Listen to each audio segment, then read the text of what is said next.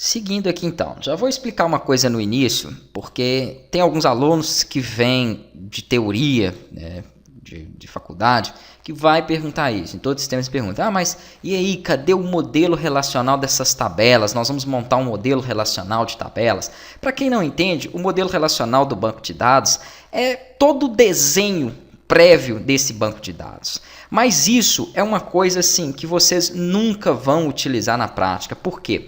A menos que você já tenha feito esse sistema e tenha todas as tabelas e vá recriar exatamente igual, ok. Você tem ali um modelo, né, relacional. Mas ainda assim você não vai precisar criar, porque as tabelas já estão prontas. Você só vai copiar aquilo.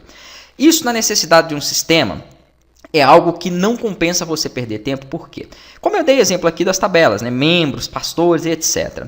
O seu sistema, né, mesmo que ele seja montado para você, com isso quando é montado para um cliente ainda é muito mais provável que ele sofra alterações. Tá? Então vamos lá, eu criei a tabela de membros e desenhei tudo aqui, fiz todo o modelo de desenho e tudo mais. Falei que vai ter nome, vai ter telefone, vai ter tudo aquilo, todos aqueles campos. Nós vamos até começar a criar já já.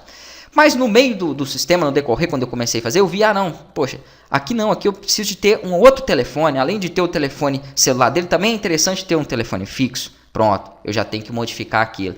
Mas eu preciso de um relacionamento desses membros, né, com, por exemplo, um pastor responsável por eles. Então, qualquer coisa que você venha mudar no decorrer do seu projeto, de acordo com a necessidade dele ou de acordo com a necessidade do seu cliente que solicitou, vai afetar tudo que você tinha desenhado no seu banco de dados. Então, não adianta, tá? Não adianta você ficar desenhando isso antes. É claro que antes de cadastrar os membros, você tem que pensar, poxa, o que é necessário, né, eu colocar aqui dentro dessa tabela, o que é necessário de informações eu armazenar no meu sistema relacionado aos membros. Mas isso muitas das vezes o próprio cliente que está solicitando o desenvolvimento do sistema vai te falar e vai te passar, tá? E muitas das vezes ele vai mudar aquilo no decorrer do projeto. Então é algo que você desenha e cria que na prática não servirá para nada. Por exemplo, como que eu trabalho aqui? Eu não vou criar todas as tabelas, porque nem eu mesmo que vou desenvolver esse sistema sei quais serão todas essas tabelas, né? Não tem como, eu sei que 80% do que vai precisar. Mas no decorrer do desenvolvimento, pode ser que eu queira implementar uma ou outra coisa, eu pegue uma ideia de um aluno que é muito comum e falo, não, professor, é interessante que tenha isso, aquilo, e aí eu vou adicionando aquilo, sem ter que ficar voltando no meu modelo, alterando aquilo ali. Então não adianta, tá? Na prática isso não vai te ajudar. São 6 meses na faculdade vendo isso aí e na prática não vai ter utilidade nenhuma. Vamos lá, como eu falei para vocês, os meus cursos, para quem já está acostumado, são práticos. Então nós não vamos ficar entrando nesse tipo de conceito.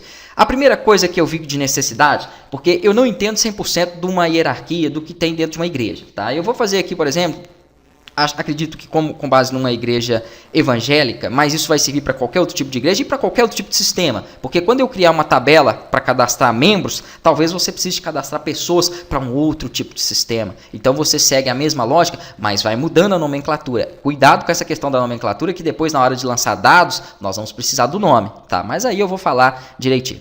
Então eu abri aqui, porque eu preciso saber primeiro qual o nível mais alto que eu tenho dentro de uma congregação, tá? Então aqui eu abri um PDF, eu pesquisei no Google rapidamente e cheguei nesse PDF, e ele fala para mim aqui, que eu estava até no lugar certo, agora acabei saindo aqui, que o pastor presidente, bispo, é o líder da igreja.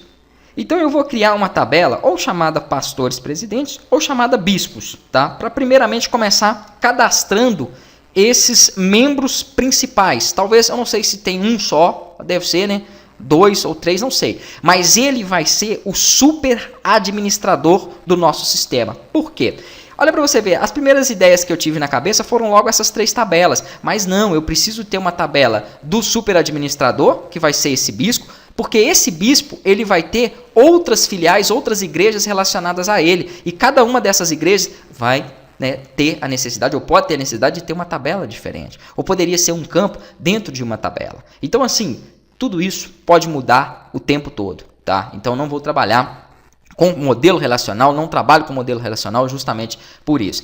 A primeira tabela, então, vai ser essa, de bispos. Este é o superadministrador do sistema. Se o seu sistema tem outra finalidade, pode colocar outro nome, tá? Pode colocar super ADM, não administrador ainda, porque nós teremos outros administradores, porque cada uma das filiais, cada uma das igrejas que nós vamos colocar, vai ter que ter um pastor responsável por ela. Tá? E aí os membros serão relacionados a cada uma daquelas igrejas. Então essa questão desse relacionamento todo vai poder mudar muito, né, no decorrer do desenvolvimento do sistema.